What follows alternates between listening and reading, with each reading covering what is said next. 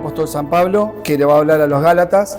Es un libro que es muy fuerte, muy contundente en cuanto a la defensa de la gracia y de la fe. Amén. Y no de la ley ni de las obras. Así que Gálatas, o la carta escrita, la epístola escrita a los Gálatas, es una carta en la que Pablo se descarna completamente, hablándole a los seres amados, a sus hermanos en Cristo, que no estaban haciendo lo correcto, apartándose de la verdadera doctrina. Y Pablo sufría y les demostraba cómo sufría ver esa situación. Una situación en esa iglesia, Pablo la había visto crecer, la había fundado, la había visto andar sus primeros pasos, y luego como un padre se angustió profundamente porque sus hijos estaban haciendo todo lo contrario a lo que habían sido enseñados, ¿no? Entonces Pablo abre su corazón con toda sinceridad, habla con lágrimas, está muy conmovido y no desea verlos así, los ve perdidos. ¿Vale? Básicamente la carta de los Gálatas es una situación de corrección que el hermano Pablo ve con mucho disgusto de no ver que los cristianos que una vez andaban bien, ahora andan mal, ¿no? Sobre todo por haberse dejado convencer por otra doctrina. Y lamentablemente había surgido dentro de la iglesia personas que creían de diferente manera y empezaron a convencerse unas a las otras y se estaban olvidando realmente de la base de lo que creían, y eso es muy peligroso. Amén. Es muy peligroso a la hora de no estar bien claros en lo que creemos. Amén. Y la palabra del Señor nos manda, nos exige a que contendamos por la fe, la que fue dada una vez a los santos. Tenemos que contender. Nosotros los cristianos no debemos creer un falso discurso de todo amor y paz y nunca discordias, ¿no? Me refiero, cuando hay que contender con algo que no está en la Biblia, tenemos que enfrentarnos con la Biblia.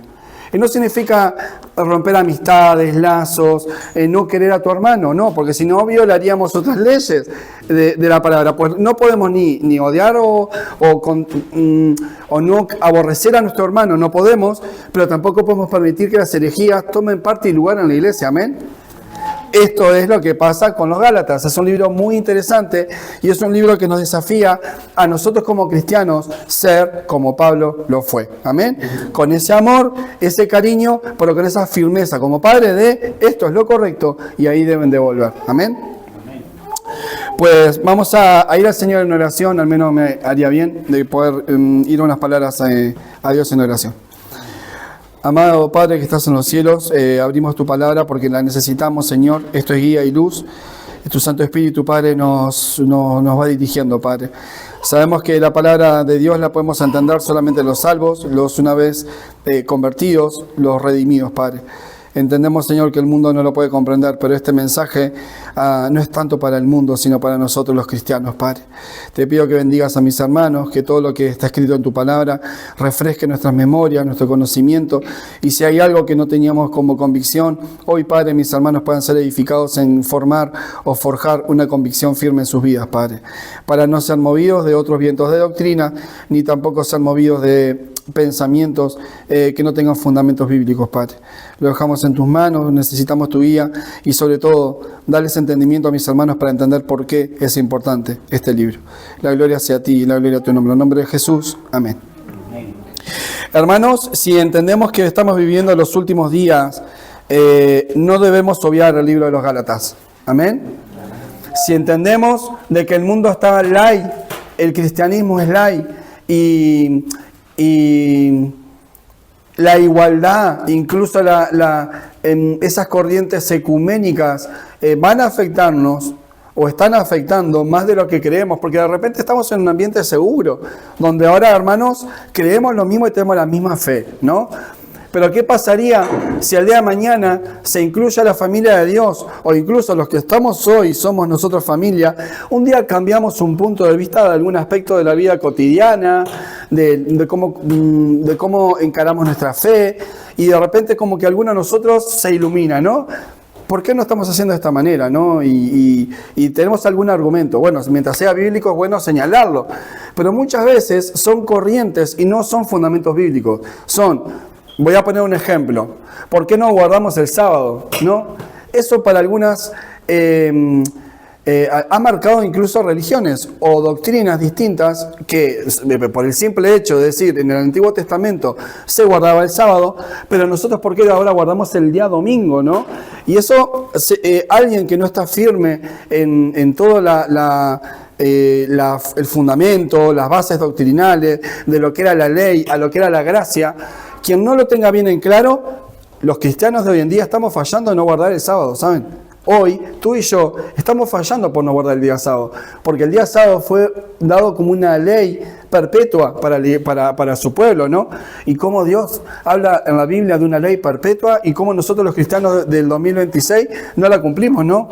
Si no estamos enterados, algunos podrían decir de que debemos de guardar el sábado. Y entonces te sentirías que estás en falta y dirías, bueno, ¿saben qué? Tenemos que congregarnos los días sábados porque lo dice la Biblia, así lo mandaba en el Antiguo Testamento y así debemos de hacer. Como eso, todo. Hay muchísimas cosas más de las que están en la Biblia, pero no están bien interpretadas, aunque están en la Biblia. Amén. Entonces, vamos a ir al libro de Gálatas, como lo vamos a leer entero, Dios mediante, vamos a empezar una lectura de corrido y vamos a enfatizar en dos puntos importantes. La ley, que fue una vez dada, a la gracia, que es el nuevo pacto, ¿no? Vamos a leer Gálatas capítulo 1. Pablo, apóstol, no de hombres ni por hombre, sino por Jesucristo y por Dios el Padre, que lo resucitó de los muertos. ¿Quién fue el que escogió a Pablo? Jesucristo mismo, por lo cual comienza el Gálatas diciendo, recuerden de que a mí no me escogieron ustedes, a mí me escogió, fue a buscarme Jesús. Por lo cual ya empieza hablando de verdad. Él siempre habla de verdad, pero me refiero, para dejarlo más en claro, no son simples frases. Nosotros sí que podemos decir, nosotros somos siervos de Jesucristo, pero no es que Jesucristo vino y te llamó a dar tu ministerio. Somos salvos por la gracia y obviamente Dios nos da dones y talentos y dentro de la iglesia el Señor nos ha llamado a servirle. Pero a Pablo lo llamó personalmente, ¿no? Estamos hablando de la defensa de su apostolado. Pablo, apóstol, no de hombres ni por hombres, sino por Jesucristo y por Dios el Padre, que lo resucitó de los muertos. Y todos los hermanos que están conmigo a las iglesias de Galacia, gracia y paz sean a vosotros, de Dios el Padre y de nuestro Señor Jesucristo, el cual se dio a sí mismo por nuestros pecados para librarnos del presente siglo malo, conforme a la voluntad de nuestro Dios y Padre, a quien sea la gloria por los siglos de los siglos. Para librarnos de este presente siglo malo, ¿no? Tener palabras claves en su mente. No hay otro evangelio, se subtitula lo que va a seguir. Estoy maravillado que tan pronto os hayáis alejados del que os llamó por la gracia de Cristo para seguir un evangelio diferente. No que haya otro, sino que hay algunos que os perturban y quieren pervertir el evangelio de Cristo. Mas si aún nosotros o un ángel del cielo os anunciare otro evangelio diferente del que os hemos anunciado, sea anatema. Como antes hemos dicho, también ahora lo repito, si alguno os predica diferente evangelio del que habéis recibido, sea anatema, pues, o maldito, ¿no? Pues, ¿busco ahora yo el favor de los hombres o el favor de Dios? ¿O trato de agradar a los hombres? Pues si todavía agradara a los hombres, no sería siervo de Cristo. Mas os hago saber, hermanos, que el evangelio anunciado por mí no es según hombre, pues yo ni lo recibí ni lo aprendí de hombre alguno, sino por revelación de ¿quién? Jesucristo me lo enseñó. Y defiende bien esa causa. Lo que estoy enseñándoles no es un invento mío, es revelación de Jesucristo que estoy obligado a compartir y ustedes deben de creer. Porque ya habéis oído acerca de mi conducta en otro tiempo en el judaísmo, que perseguía sobremanera a la iglesia de Dios y la asolaba. Y en el judaísmo aventajaba mucho de mis contemporáneos en mi nación, siendo mucho más celoso de las tradiciones de mis padres. Pero cuando agradó a Dios, que me apartó desde el vientre de mi madre y me llamó por su gracia, revelar a su Hijo en mí, para que yo le predicase entre los gentiles, No consulté enseguida con carne y con sangre, ni subí a Jerusalén a los que eran apóstoles antes que yo, sino que fui a Arabia y volví de nuevo a Damasco. Después, pasados 3 años, subí a Jerusalén para ver a Pedro y permanecí con él 15 días. Después de 3 años, ¿no? Y luego se ve con Pedro, estuvo 15 días, 2 semanas, ¿no? Allí. Pues es la evidencia de que lo que había recibido no fue inculcado por Pedro. No, sino que ya lo había tenido de antes y pasado mucho tiempo. Como eso me hace pensar a la preparación de los 40 días Jesús en el desierto, antes de comenzar. Una preparación, un entrenamiento, 3 años. El hermano Dubán ahora está siendo discipulado. ¿Cuánto tiempo llevó a Pablo a ser un discipulado? Bueno, a lo mejor todo este tiempo, ¿no? Para prepararse, para tener bases, para defender, para prepararse para predicar a los gentiles. Y después, pasados 3 años, versículo 18, subí a Jerusalén para ver a Pedro y permanecí con él 15 días. Pero no vi a ningún otro de los apóstoles, sino a Jacobo, el hermano del Señor. En esto que os escribo, he aquí delante de Dios que no miento. Después fui a las regiones de Siria y Cilicia, y no era conocido de vista de las iglesias de Judea, que eran en Cristo. Solamente oían decir, aquel que en otro tiempo nos perseguía, ahora predica la fe, que en otro tiempo asolaba, y glorificaban a Dios en mí. Vale, una pequeña introducción. Pablo defiende su apostolado, cuenta que él es el apóstol, pero también recuerda sus orígenes. Recuerda que había sido llamado por Jesucristo, recuerda que estuvo 3 años en diferentes sitios antes de ver al apóstol Pedro, y que él sabía que tenía un ministerio que cumplir, un llamado. Justamente hoy fue un versículo de los que teníamos que decir los versículos de memoria, que decía 2 Corintios 13:14, se lo decimos bien, Heidi, que nos tocó el libro. Y que aparte, es en Hechos, ya lo iba a decir mal. Hechos, lo voy a decir bien, Hechos 13:2. Vamos a buscarlo. Bueno, me voy a desafiar. Esto es en vivo, No, lo voy a buscar para que todos lo compartan. Hechos 13:2. Ah, lo acerté. Bien.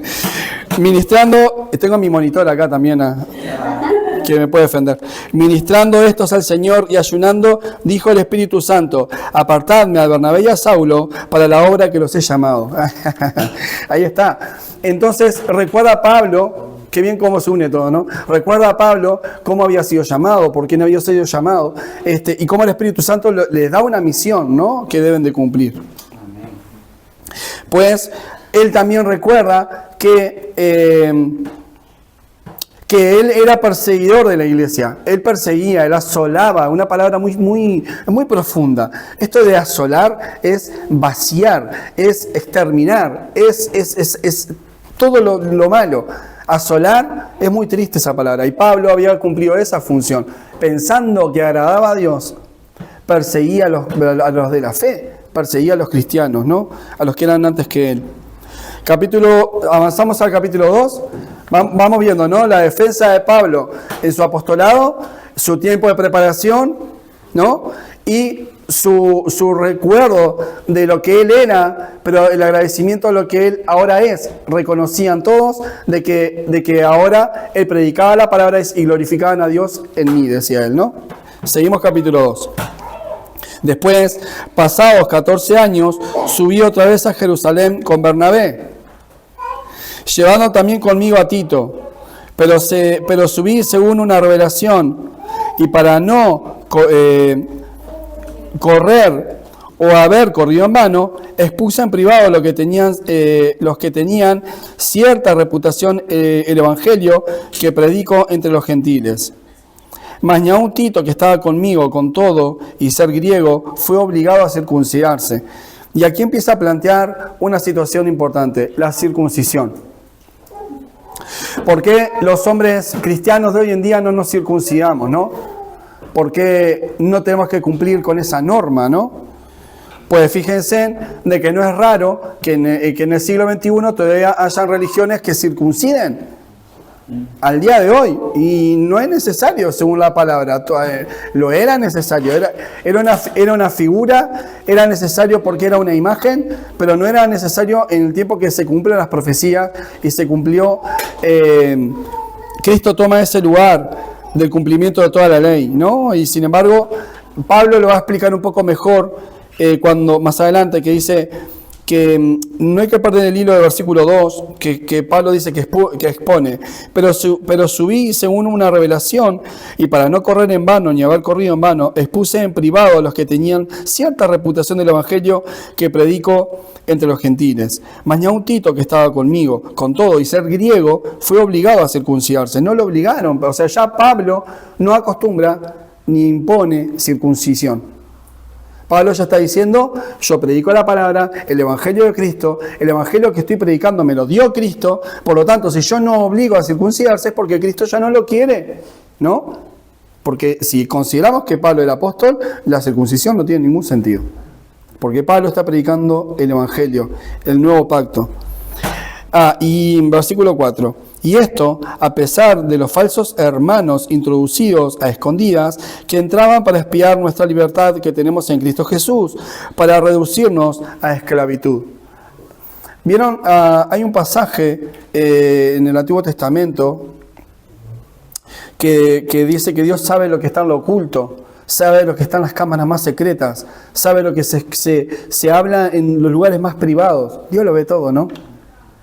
Y muchas veces lo que nos toca a nosotros como cristianos es simplemente ¿qué? Orar. Orar. Nosotros no somos los encargados de ir separando trigo y cizaña. Nosotros no somos los responsables de separar, este es cristiano, este no es cristiano.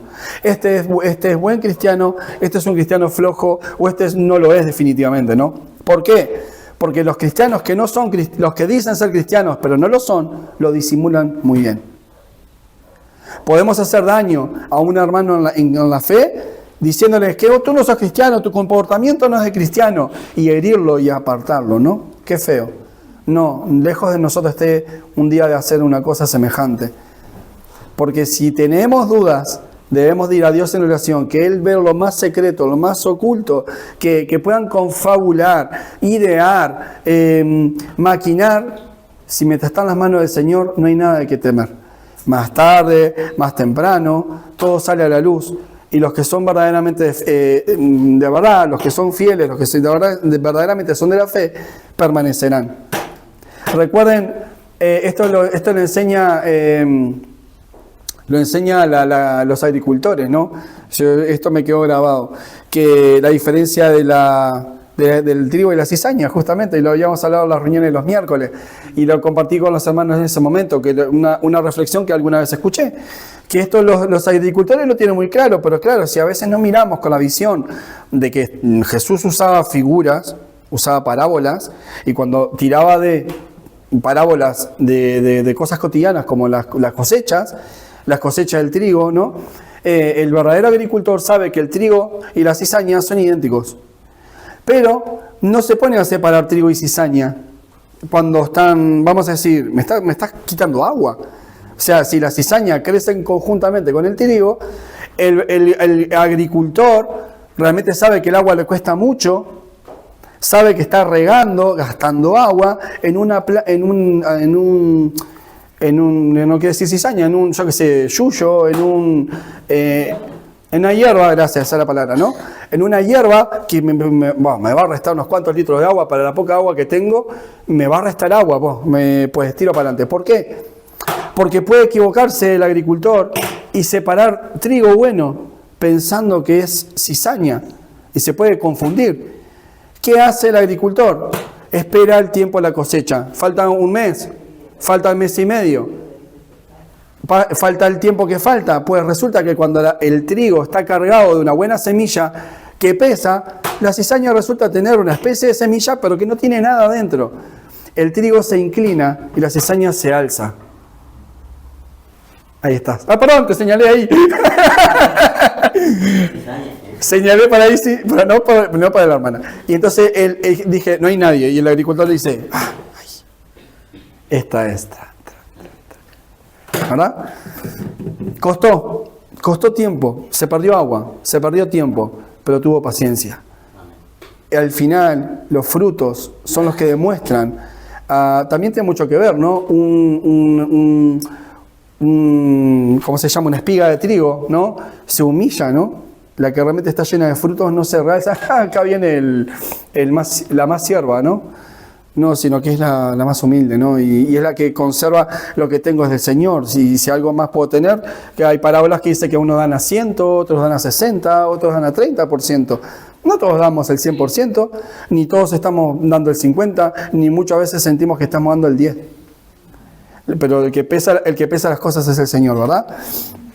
Pero bueno, había esta circunstancia y habían falsos cristianos, a eso iba, y por eso dije, no es deber nuestro ir separando los falsos y a los verdaderos, salvo que por sus frutos, evidentemente haya que tomar acciones, porque hay cosas que no hay que dejarlas pasar.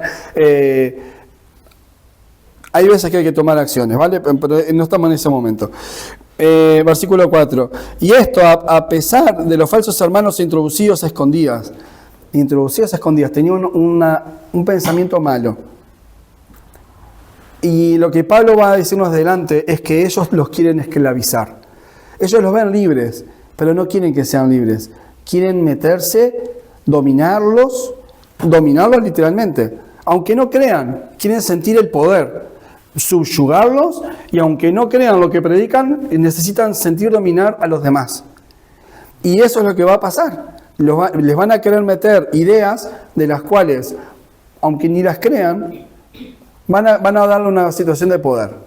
Y eso obviamente, hay muchos que son falsos pastores, muchos falsos cristianos, muchos falsos hermanos, que como sea, no tienen buenas intenciones, pero sí quieren el liderazgo, ¿no? Versículo 5. Él justamente termina diciendo para reducirlos a esclavitud, versículo 4. Versículo 5. A los cuales ni por un momento accedimos a someternos para que la verdad del Evangelio permaneciese con nosotros. Pero de los que tenían reputación de ser algo, los que hayan sido en otro tiempo, nada me importa. Dios no hace acepción de personas. A mí, pues, los de la reputación, nada nuevo me comunicaron. Antes, por el contrario, como vieron que me había sido encomendado el evangelio de la incircuncisión, como a Pedro, el de la circuncisión. Voy a hacer una pausa por acá. A mí esto me llama la atención y estaba pensando, ¿habrá algún hermano que se confunda en este punto? Pues por eso voy a hacer una pausa. ¿Cómo dos evangelios? No es que había un evangelio.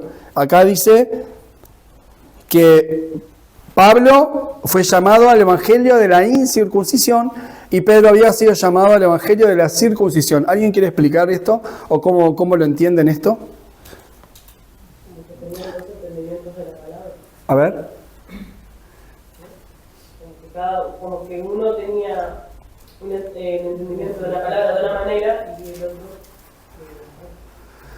¿Alguien quiere decir algún punto de vista parecido?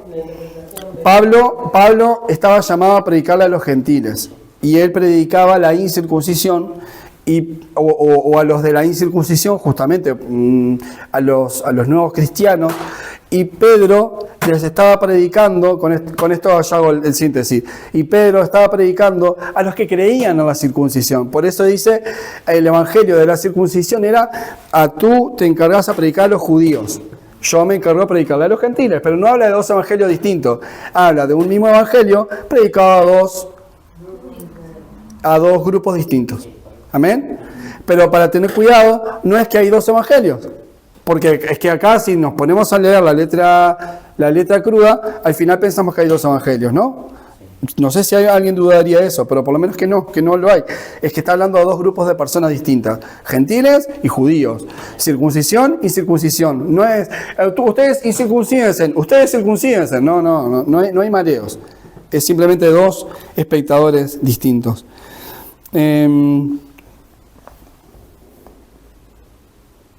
Vale, versículo 7. Entonces, por el contrario, como vieron que había sido encomendado el evangelio de la incircuncisión, como a Pedro, el de la circuncisión. ¿Se entiende mejor, no? Vale. Pues el que actuó en Pedro para el apostolado de la circuncisión, actuó también en mí para con los gentiles. Y reconociendo la gracia que me había sido dada, Jacobo, Cefas y Juan, que eran considerados como columnas, nos dieron a mí y a Bernabé la diestra en señal de compañerismo, para que nosotros fuésemos a los gentiles y ellos a la circuncisión. Ahí queda más claro, ¿no? Fuésemos, no predicásemos evangelios distintos, acomodados a lo que cada uno cree, porque hoy en día más parece que el evangelio está hecho según las creencias de los demás. De repente, si imagínense, pusiésemos un anexo de esta iglesia se multiplicara, y imagínense que cayéramos, no recuerdo, pero ¿cuál es el estado de los mormones en Estados Unidos? ¿Alguien lo recuerda? Como Massachusetts, alguno de estos. Bueno, imagínense que esta iglesia se multiplica iba a decir sucursales, en anexos, y cae una iglesia nuestra en esa ciudad. ¿Y cuál va a ser tu evangelio? Es la pregunta. Porque ahí estamos hablando que toda una ciudad, sin un estado entero, el 90 y pico % son mormones. ¿Cuál va a ser tu evangelio? Bueno, pues yo fui enviado a predicarle a los mormones, por lo tanto voy a hacer un evangelio que no los choque, pero que tampoco los contradiga. No, justamente eso es un gran problema, que se va a encontrar con Pedro se va a encontrar con Pablo algo similar así. Porque el mismo evangelio es para todos. Y cuando se habla de la verdad de Jesucristo, no se negocia a quién se le predica, ni en dónde se predica. Es un solo evangelio. Amén. Y hermanos, no tengan miedo. Yo no sé si es que pienso que hay hermanos que tienen miedo de contender, que no han pensado de que defender el evangelio es de cristianos, porque si no, en vano seríamos soldados. Un soldado que ve el peligro, ¡ay!, ¿no? Se esconde, está haciendo la guardia y ve el peligro, tira lanzas, escudos y dice que los demás se encargan, ¿no? ¿Eso es ser soldado? No. Esto es una milicia. Nosotros somos llamados a tener la misma rigurosidad que tiene un soldado, pero de la fe. Tenemos espadas, tenemos yelmo, tenemos escudo, tenemos calzado, tenemos la espada en sí. Acá no estamos jugando, ni tampoco estamos jugando a ser cristianos. Estamos llamados a ser cristianos que defienden la verdad del evangelio, ¿sí o no? Porque muchos por ahí piensan de que el evangelio es todo amor y paz y dejar que Dios solucione todo, cuando Dios nos dio una tarea, y ya no es lo mismo que Dios no lo pueda solucionar. Es que nosotros estamos evitando, a lo mejor y evadiendo, contender y defender una verdad bíblica. Amén. Y si Pablo toma esa figura, ¿por qué nosotros no repetirla?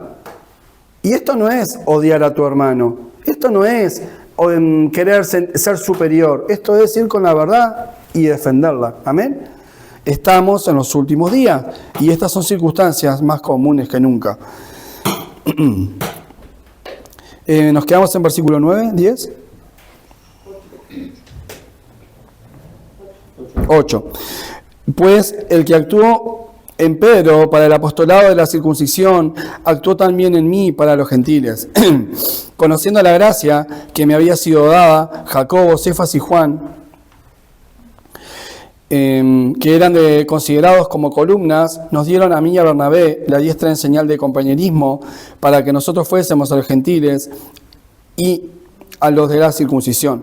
Solamente nos pidieron que nos acordásemos de los pobres, los cuales también procuré con diligencia a hacer.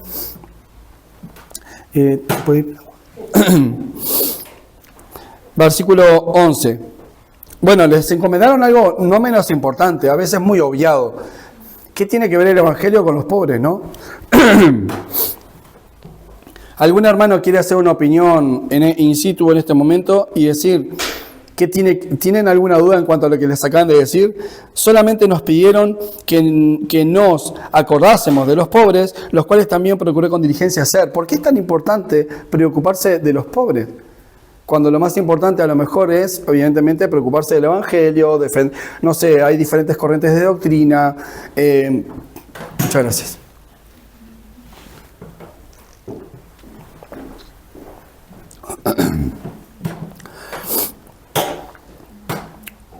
Yo les voy a decir un pensamiento como hasta Pablo se tomó el atrevimiento de decir, no digo yo, dice, no dice el Señor, pero digo yo, aconsejo. Creo que puedo hacer lo mismo, sin irme de la doctrina, es que cristianos sin obras, o fe sin obras está muerta. Cristianos sin obras, cristianos sin acciones, no demuestran que son cristianos.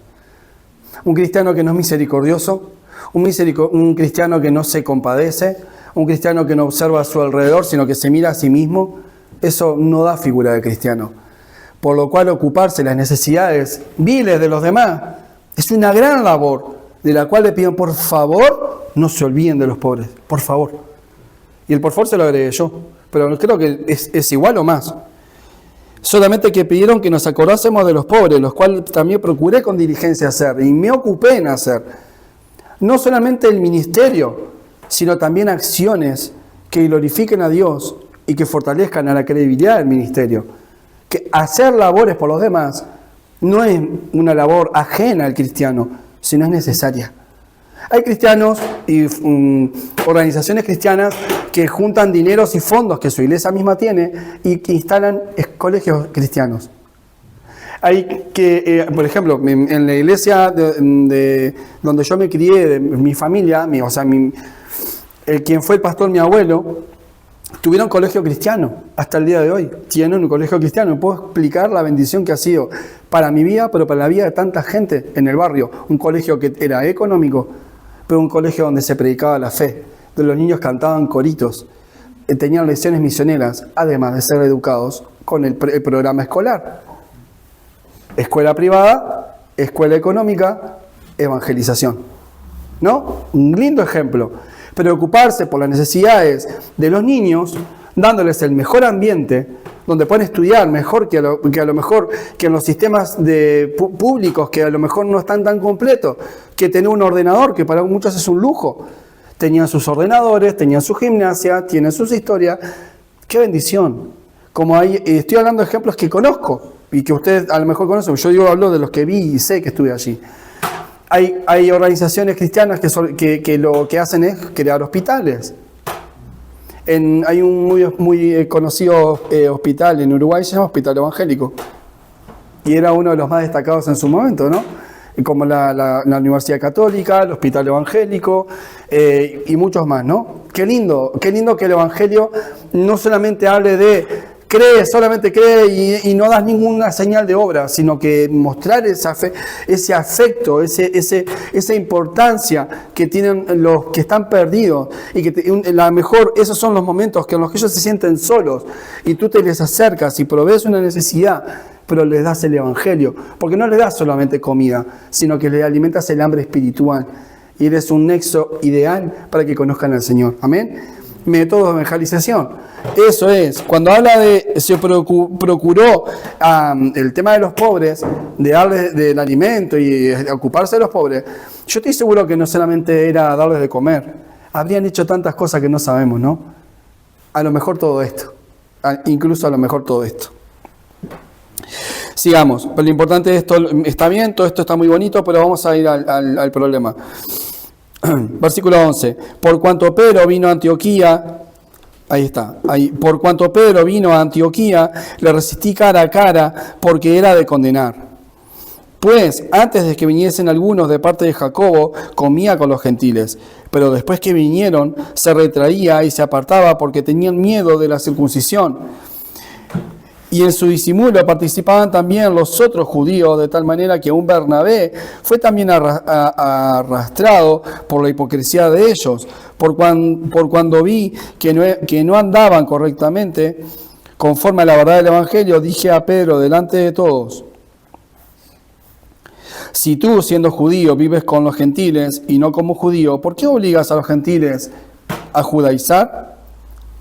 Nosotros judíos de nacimiento y no pecadores de entre los gentiles, sabiendo que el hombre no es justificado por las obras de la ley, sino por las de la fe de Jesucristo, nosotros también hemos creído que en Jesucristo, para ser justificados por la fe de Cristo y no por las obras de la ley.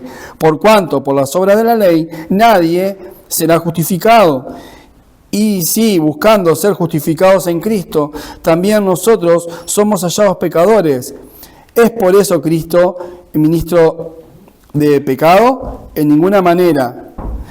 Porque si las cosas que destruí las mismas vuelvo a edificar, transgresor me hago. ¿Entendieron esto? Si no, hago una reseña, un breve resumen. Cuando Pedro estaba con los gentiles, que vivía con los gentiles, se veía como gentil y no hablaba nada del judaizar porque sabía que eso los chocaría. Los gentiles no sabían que no tenían que hacer nada de... Estamos hablando de gentiles que eran griegos, que eran sirios, nadie les iba a decir, ustedes tienen que ser como los judíos, ¿no? Les hablaban del Evangelio, se convertían a Cristo y el Espíritu Santo obviamente entraba en ellos, se había testimonio de eso, ¿no? Pero Pedro, cuando se vinieron los judíos a estar en comunión y como quieran llamarle, los judíos venían con sus costumbres de guardar las fiestas, de guardar los sábados, de todas las cosas que los judíos hacían. Y les costaba mucho diferenciar cuándo cortar con esa tradición y cuándo empezar con la nueva. Y resulta que Pedro, como está en la labor de explicarles a los judíos, entiende que ellos no lo entienden del todo, pero Pedro, su labor era decirle, esto no hay que hacerlo más, por esto. Pero resulta que Pedro como que empezó a bajar la guardia y cuando venían los judíos se alejaba de los gentiles y se juntaba con los judíos y ya como diciendo, es que ellos son inferiores a nosotros, ¿no? ¿Qué momento? Cuando todo lo que estaba predicando era una cosa, todos somos iguales, la gracia nos une, no sé cuánto, pero cuando venían los judíos, los inferiores. Entonces Pablo se enardece, se enfurece de eso y dice que lo resistió en la cara. Eso no suena muy cristiano, ¿no? Dice que de frente le dijo, estás equivocado. ¿Cómo es que? Y lo acusa en frente de todos. ¿No estás haciendo lo correcto, Pablo? ¿Cómo es de que ahora cuando vienen los judíos te juntas con ellos, sí, pero te alejas de los gentiles? No se trata hacia los gentiles, si no, no estamos predicando el mismo evangelio, ahí sí que no es el mismo evangelio.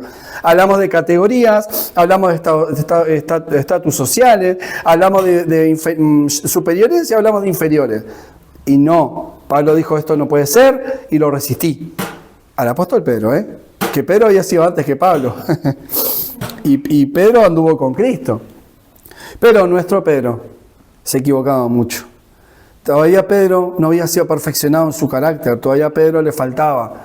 Aunque Pedro insistía, Pedro trabajaba, a Pedro le faltaba. Igual Pedro es más el reflejo de lo que somos nosotros que lo que más que nos llegamos a pensar. Creo que la iglesia se parece a Pedro. Todos criticamos a Pedro porque es fácil criticar de fuera, pero todos somos Pedro, todos. Porque todos, en vez de cumplir con nuestro comportamiento, lo hemos negado. En vez de ser neutrales, nos inclinamos a veces hacia el lado que más cómodo nos sentimos para criticar. En vez de practicar la unidad, nos buscamos un círculo para alimentarnos y retroalimentarnos. Ideas, pensamientos, incluso sin importarnos profundizar en un tema, nos quedamos con un pensamiento, no profundizamos ni arreglamos nada y todavía criticamos a nuestros hermanos, ¿no? Y esto es lo que no debe ser. Si Pablo estuviese ahí en medio de nuestra iglesia, nos diría lo mismo. Muchas veces nos parecemos a nuestro querido Pedro. Seguimos. Versículo 18. Porque si las cosas que destruí, las mismas vuelvo a edificar, transgresor me hago. Era prácticamente, pero no vuelvas a pedir que sean lo mismo que antes, es una nueva vida, no pidas reedificar lo que ya se destruyó. Si ya dejamos atrás la ley y los sacrificios, la ceremonia, eso que era una carga, no vuelvas a pedir que se instale de nuevo eso. No puedes reedificar lo que ya está destruido, era una transgresión. Porque yo por la ley soy muerto porque yo por la ley soy muerto por la ley, a fin de vivir para Dios. Con Cristo estoy juntamente crucificado, y ya no vivo yo, mas vive Cristo en mí.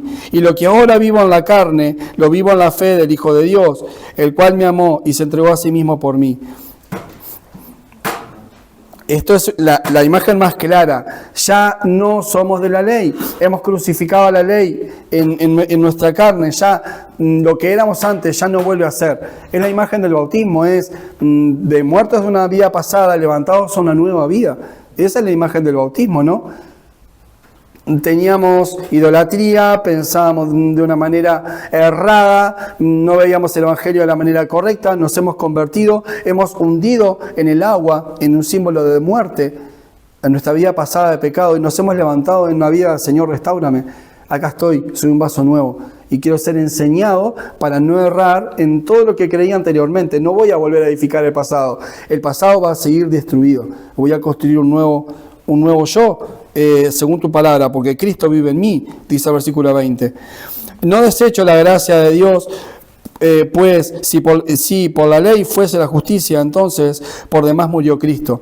Y acá da fuertemente lo contrario de la ley con la gracia.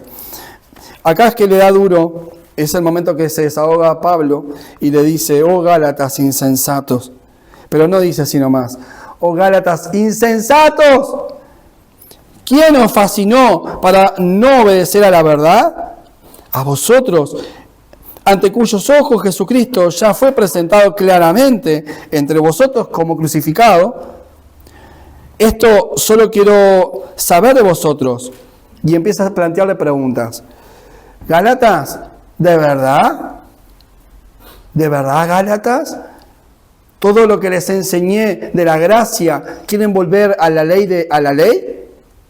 En vez de estar liberados de los sacrificios de esfuerzos humanos, a aceptar el sacrificio de Cristo que es dado por regalo, ¿de verdad, Gálatas? Y hace preguntas, ¿recibisteis el Espíritu por las obras de la ley o por las obras del oír de la fe? Gálatas, cuando tú te convertiste a Cristo, ¿el Espíritu Santo entró en ti porque observaste toda la ley cuidadosamente? ¿O fue cuando aceptaste a Cristo y el Evangelio de la gracia y el perdón? Y todos los Gálatas no podían responder nada diferente, porque sabían que cuando el Espíritu entró en ellos, fue por el arrepentimiento, no fue por la observación de la ley.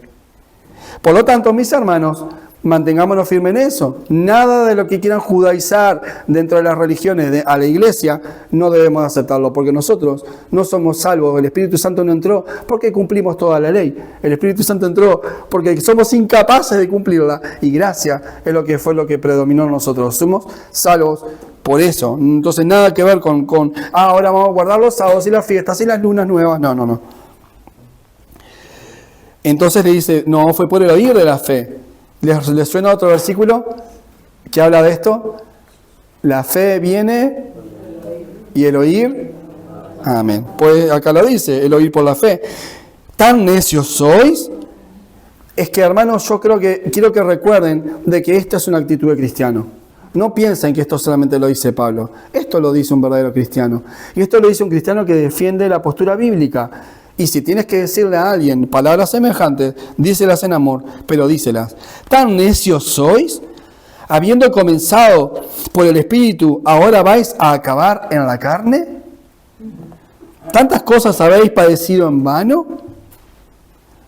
Si es que realmente fue en vano. Aquel, pues, que os suministra el Espíritu y hace maravillas entre vosotros, ¿lo hace por las obras de la ley o por el oír de la fe? Cuando oras para que se sane tu hermano, y en ese tiempo habían milagros, no sé, los apóstoles hacían milagros, ¿vale? Y cuando sabían que la iglesia oraba y por la sanación de un hermano, nunca decían, por la ley que es de Moisés y de Aarón y que de nuestro patriarca Abraham, te ordeno que se enferme. ¿Qué se enferme? Que se enferme sería, que te sanes. Creo que por eso debería enfermarse. Por haber observado la ley y tal, y entonces en el nombre de la ley sos sano. No, verdad que no. Y ellos eran testigos de eso. Por lo cual no era un invento, no era nada que ellos no pudieran familiarizarse tan rápidamente. Ellos sabían claramente que eran transgresores de la ley, incluso de eso. Eran transgresores porque estaban cambiando la gracia por la ley, querían volver atrás. Pero es que Pablo entiende con amor lo que quiere decirles. Están siendo engañados y estoy triste por eso. Despierten, por favor, Gálatas, por favor. Y les plantea preguntas que yo creo que son para hacerlo reflexionar, no para atacar. Versículo 6. Así Abraham creyó a Dios y le fue contado por justicia. Y recuerda que desde los tiempos de Abraham la ley no estaba ni dada. Desde los tiempos de Abraham lo que predominaba era la fe. Por lo tanto, la fe es siempre lo más importante a la hora de tu relación con Dios. Sí, la ley va a hablar de otras cosas, pero dice que incluso Abraham creyó a Dios y le fue contado por justicia. Sabed, por tanto, que los que son de la fe, estos son hijos de Abraham. Y la Escritura, previendo que Dios había de justificar por la fe a los gentiles, dio de antemano la buena nueva a Abraham, diciendo: en ti serán benditas todas las naciones. De modo que los de la fe son bendecidos con el creyente Abraham. Porque todos los que dependen de las obras de la ley están bajo maldición. ¿Por qué están bajo maldición? ¿Alguien quiere contestar eso? Por el pecado, ¿no? Por el pecado de Adán.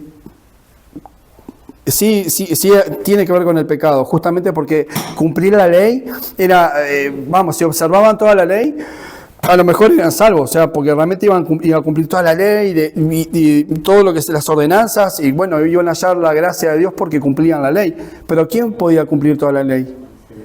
Era una carga. Cumplir la ley era condenado. ¿Ustedes vieron el juego del calamar? Me voy a dar un ejemplo gráfico. Es como que a todos les tocara el paraguas. ¿Les imaginan? Para quienes no vieron la serie, trata de un juego macabro realmente, que van a matar gente, aunque hagan juegos infantiles. Pero resulta que hay un juego infantil que es una galleta con forma de paraguas. Tienen que romper la galleta sin romper, que solo quede la formita del paraguas, pero que rompan lo de fuera. Y básicamente todos sabemos que es lo más difícil, ¿no? No es que alguien no lo haya logrado, pero estamos hablando que entiendan la complejidad. Guardar la ley y cumplirla completamente era la misión más difícil. Y diría yo que ni siquiera se le parecía al paraguas. Tendría que haber sido alguna figura que no se pudiera llegar, ¿vale? El paraguas simplemente va a decir lo difícil que era, ¿no? Cuando prediquen ustedes, dice uno, pongan el ejemplo que quieran. Yo voy a poner el del paraguas. Muy bien. Así creyó Abraham y le fue imputado por justicia. Sabed, por tanto, que los que son de la fe, estos son hijos de Abraham.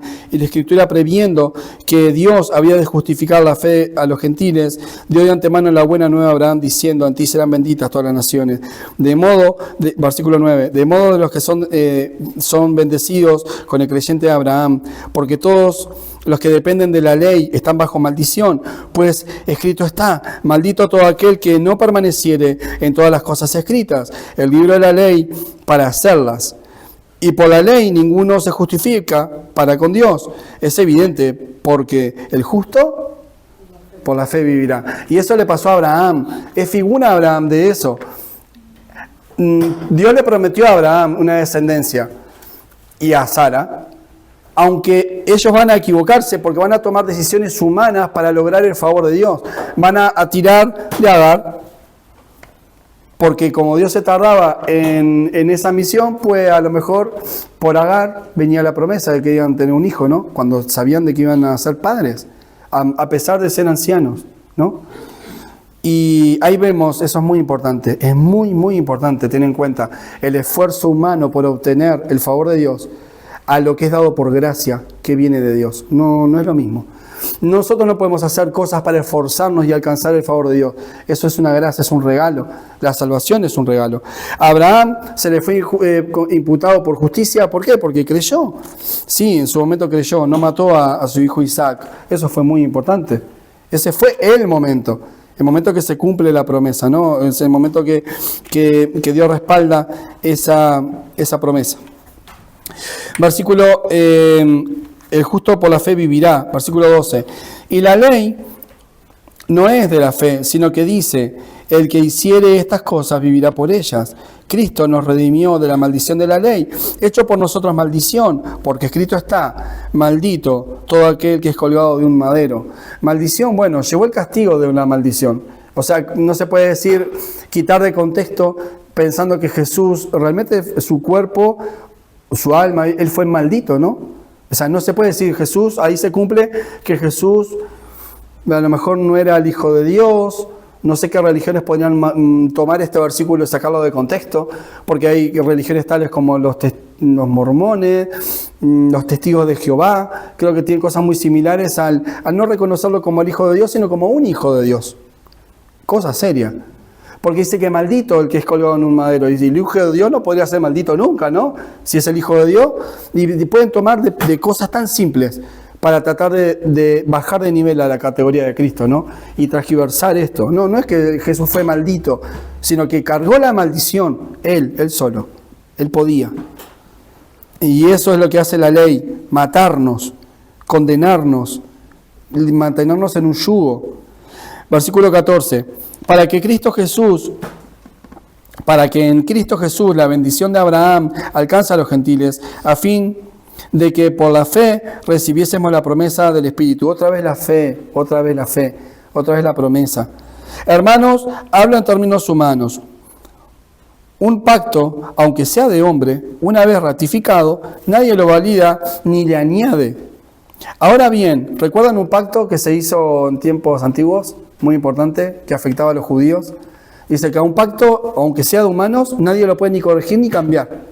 Aún eso, ni si los hombres pasa eso, una ley, cuando sale en tu constitución nacional de tu país, para que cambien esa ley tienen que pasar unos procesos larguísimos, por algo es la constitución, es algo que se toma muy en serio, no es cambio a la primera. Si algo se cambia, se revisa, se estudia, se debate, se plantea, pasa a diferentes cámaras, va a votaciones, ahí se cambia la constitución, recién ahí. Si aún en los pactos humanos una ley no se cambia así nomás, y justamente mucho menos es lo que dice, un pacto, aunque sea de hombre, una vez ratificado, nadie lo invalida ni le añade. Ahora bien, a Abraham fueron hechas las promesas y a su simiente. No dice a las simientes como que se hablase de muchos, sino de uno, y a tu simiente, la cual es Cristo. Esto pues digo, el pacto previamente ratificado por Dios para con Cristo, la cual vino 400 años después, no lo abroga para invalidar la promesa. Porque si la herencia es por la ley, ya no es por la promesa, pero Dios la concedió a Abraham mediante la promesa. Una cosa es la ley y otra cosa es un pacto. Dios había hecho un pacto y eso ya no dependía de cumplimiento o no cumplimiento. Dios había prometido, había hecho un pacto y no lo iba a cambiar. Luego le iba a dar ordenanzas para que cumpliesen, porque Dios había hecho un pacto y eso es lo que recibe Abraham, ¿no? Porque si la herencia es por la ley, ya no es por la promesa. Y sabemos que la herencia no iba a ser por una ley, sino que era dada por un pacto o por una promesa de Dios. El propósito de la ley. Entonces, ¿para qué sirve la ley? Fue añadida a causa de las transgresiones hasta que viniese la simiente. ¿Quién era la simiente? Amén. A quien fue hecha la promesa y fue ordenada por medio de ángeles a mano de un mediador. Y el mediador no lo es de uno solo, pero Dios es uno. Luego la ley es contraria a las promesas de Dios en ninguna manera, porque si la ley dada pudiera vivificar, la justicia fuera verdaderamente por la ley. Sabemos que nosotros no somos vivificados. Una vez más lo repito, nosotros fuimos salvos por la ley. ¿El Espíritu Santo entró en nosotros por cumplir la ley? No, entonces la ley no tiene ningún sentido para la salvación. La ley fue dada como un tutor, fue dada como un instructor. La ley fue dada para enseñar, para conocer el temor de Dios. La ley fue dada para que nos comportásemos como Dios quería, pero no para darnos la salvación. La ley fue dada como un tutor, y lo va a decir más adelante, una palabra que tuve que aprender, de verdad, que es el ayo. Y luego, la ley es contraria a las promesas de Dios, versículo 21, en ninguna manera, porque si la ley dada pudiera vivificar, la justicia fuera verdaderamente por la ley. Mas la Escritura lo encerró todo bajo pecado, para que la promesa, que es por la fe en Jesucristo, fuese dada a los creyentes. Pero antes que viniese la fe, estábamos confinados bajo la ley, encerrados para aquella fe que iba a ser revelada. De manera que la ley ha sido nuestro ayo para llevarnos a Cristo, a fin de que fuésemos justificados por la fe. Pero venida la fe, ya no estamos bajo el ayo, pues todos somos hijos de Dios por la fe en Cristo Jesús. Defiende la fe, la defiende. Miren, lo leería, pero quiero hacer un poco más breve, porque sé que los minutos se me van a ir, o se me han ido. Vale. Creo que estoy bastante bien. Pues se los leeré. ¿Alguien entiende bien qué significa un ayo? ¿Qué es el ayo? ¿O qué era? Un tutor, lo dije. De manera que la ley ha sido nuestro ayo para llevarnos a Cristo a fin de que fuésemos justificados por la ley. Ahora les voy a dar una definición de lo que era ese ayo.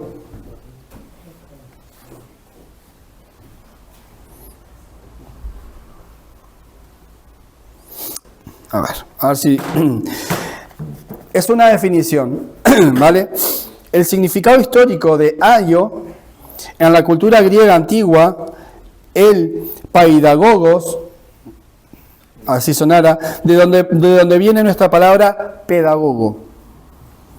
No era un maestro de escuela, era un esclavo de confianza encargado de vigilar la conducta del niño, protegerlo de peligros externos, llevarlo de la mano hasta la casa del maestro para que recibiera la verdadera educación, aplicar disciplina estricta mientras el niño fuera menor de edad.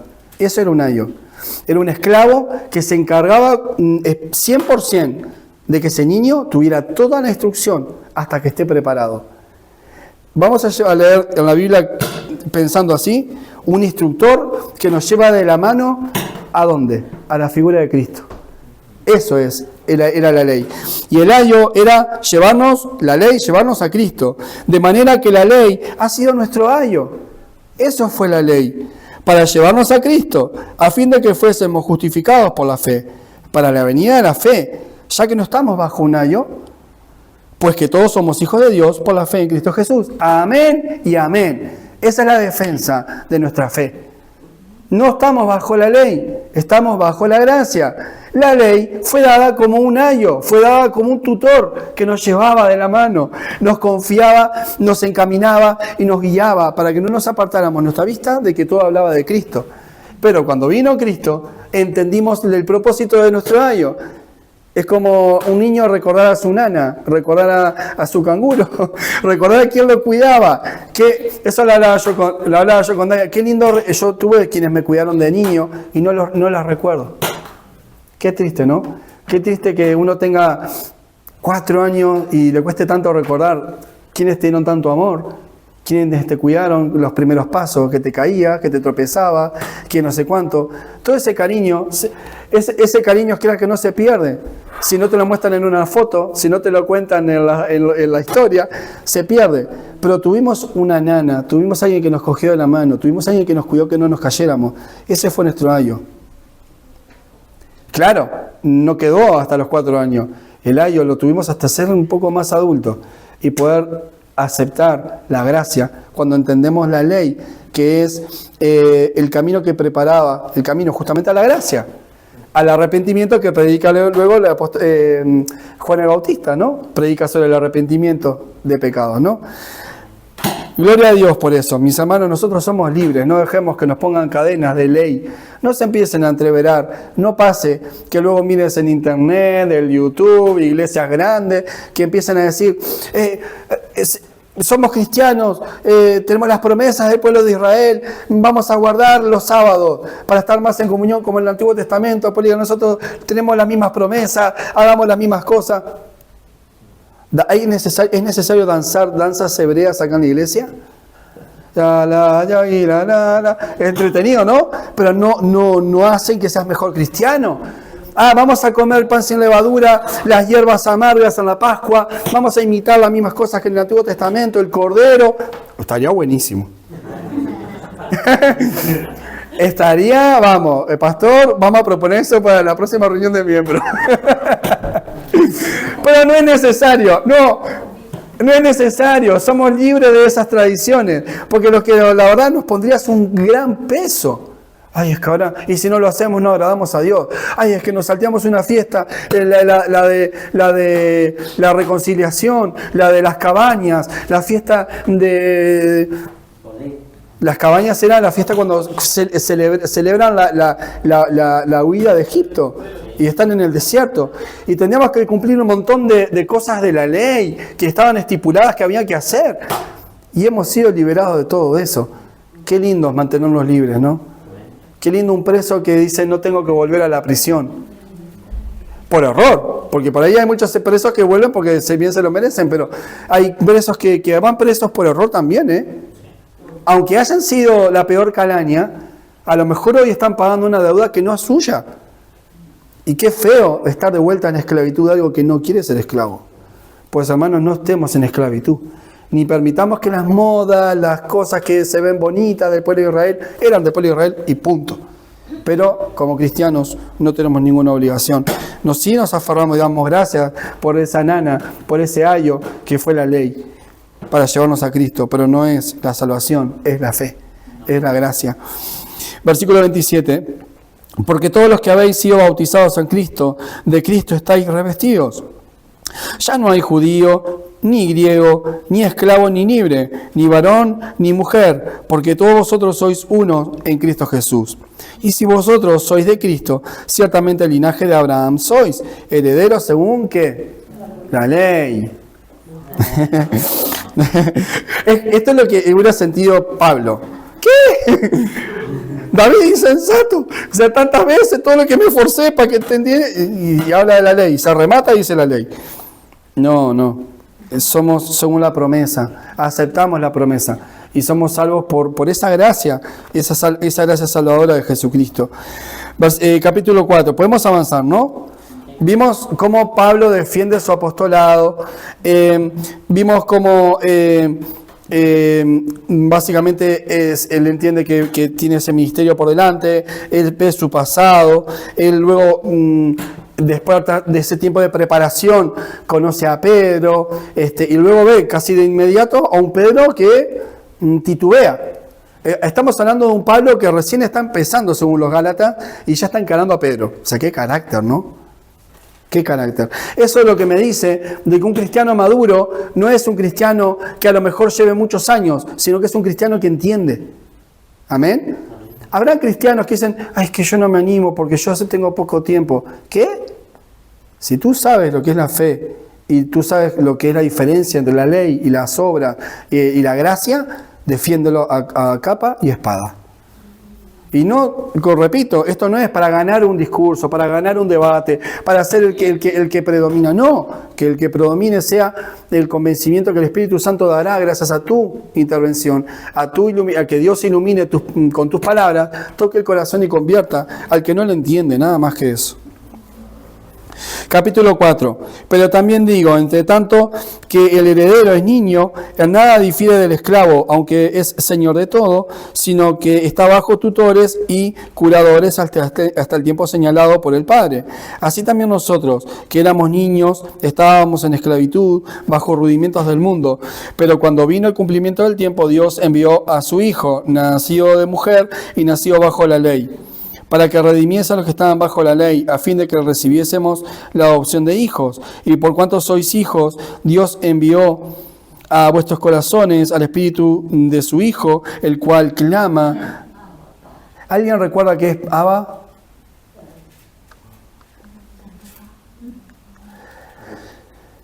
Creo que podríamos separarlo como, porque sería Padre mío querido, Padre amado, algo entrañable.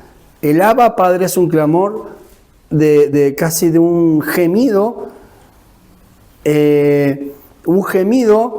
de amor hacia su Padre, como la acción más tierna, el papito querido,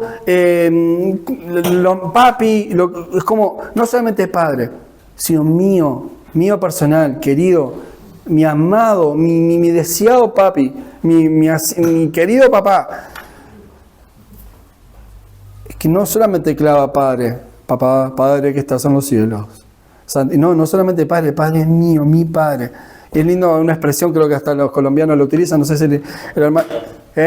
Papito Dios, ¿no? Y a veces suena tan infantil y tan lindo. Qué lindo cuando sale un corazón que no es solo una costumbre, ¿no? Papito Dios que estás en los cielos. Yo es que no lo acostumbro, hasta me da algo raro, pero lo entiendo así. Dice, por cuanto sois hijos, porque somos hijos de Dios, envió a vuestros corazones al Espíritu de su Hijo, el cual clama, Abba, Padre. Así que ya no eres esclavo, sino hijo, y si hijo, también heredero de Dios por medio de Cristo. La verdad no quiero abusar más de vuestro tiempo. Ya luego habla de la exhortación de volver a la esclavitud. Habla de la alegoría de Sara y Agar.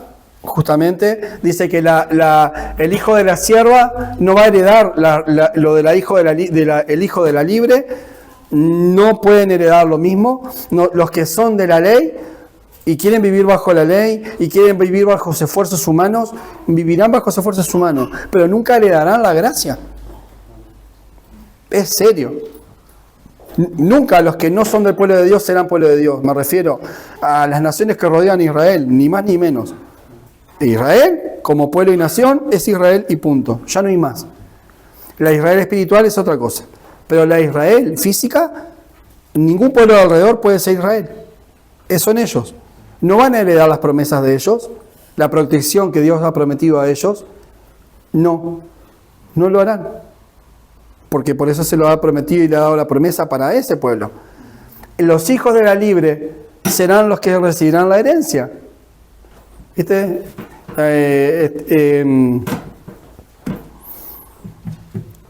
Nuestros niños, todos ellos reciben la herencia de sus papás. Y nosotros tenemos una herencia celestial, una herencia que es dada para nosotros, pero la hemos heredado por gracia. Y ojalá nosotros padres puedan pasarlo a sus hijos, esa gracia. Amén. Que la conozcan. Y obviamente que no son los papás que dan la gracia, pero son los papás que los acercan a la gracia. Amén. Serán sus ayos. serán sus tutores. Estad firmes en la libertad. Es el último aviso del capítulo 5. Estad firmes en la libertad con que Cristo nos hizo libres, y no estéis otra vez sujetos al yugo de la esclavitud. He aquí, yo Pablo os digo que si os circuncidáis, de nada os aprovecha Cristo. Otra vez testifico a todo hombre que se circuncida está obligado a guardar la ley, pero de Cristo os desligasteis, de lo cual por la ley os justificáis, de la gracia habéis caído. O sea, no cambies la gracia. No me quedo con la frase del capítulo anterior, versículo del 2:18, porque si las cosas de que destruí la misma vuelvo a edificar, transgresión me hago. O sea, no vuelvan atrás. Obtengan la gracia, conserven la gracia y prediquen la gracia. No prediquen esclavitud, ni nuevas corrientes de doctrinas. Y ya, podríamos terminar por acá, y creo que el mensaje ha sido dado. Yo creo que al final, espero, mis hermanos, que hayamos todos sido edificados, hayamos tenido no solamente una predicación de un capítulo, de un libro, que al final no lo terminamos, mi intención era terminarlo, la vez que hablo mucho, pero que la palabra del Señor haya calado tan hondamente en ti como solamente la palabra de Dios puede hacer y su Santo Espíritu. Amén. Que les haya dado convicción, y sobre todo, mis hermanos, es mi deseo que tengan carácter, porque tener carácter no es ser menos cristiano. Tener carácter es comportarnos como soldados de Jesucristo. Amén. Defendemos la palabra, amamos a nuestros hermanos, pero no negociamos la verdad por esclavitud. Amén. Eso es lo que deseo de todo corazón, que ustedes sean capaces de trabajar en ustedes si les hace falta, y si no, gloria a Dios, que lo mantengan y se esfuercen aún más. Amén. Bueno, entregamos el servicio. Oramos. Amado Padre, damos gracias porque somos libres, por esa libertad que nos ha dado Cristo Jesús. También entendemos que no hay libertinaje, Señor. Sabemos que no podemos utilizar esa gracia para ocasión de tener una vida de libertinaje, de venir a arrepentirnos un día y seguir nuestra vida normal. Sabemos que así no trabaja tampoco la gracia. pero te decimos sinceramente que estamos agradecidos porque nos liberaste de esa tortura de la ley, que éramos incapaces de cumplir, que nos afligiría siempre saber que estamos debiendo, Señor, que somos incapaces. Pero gracias que por la gracia de Jesucristo te damos la gloria a ti, porque tú, habiendo sido capaz, nos hace sentir calma y paz, porque sabemos que aunque somos imperfectos, ya hemos tenido la gracia y esa salvación, esa redención para siempre. Gracias, Padre. Ojalá podamos transmitir esas verdades, el Evangelio, y predicarlo a todas las personas, Señor, que no te conoce, Padre, para que puedas, Señor, aprovechar estos días que son malos, como el versículo que hemos aprendido, sabiendo que vienen los días malos, que debemos redimir bien el tiempo, Padre. Lo dejamos en tus manos y agradecidos te damos por tu palabra, nada más y nada menos que agradecidos porque tu Santo Espíritu nos da actitud como cristianos, ser como buenos soldados y defender la ley, la palabra de Cristo, Señor, defenderla como una verdad inamovible, Señor, que no negociamos cambiar, Padre. La gloria sea a ti en nombre de Jesús. Amén.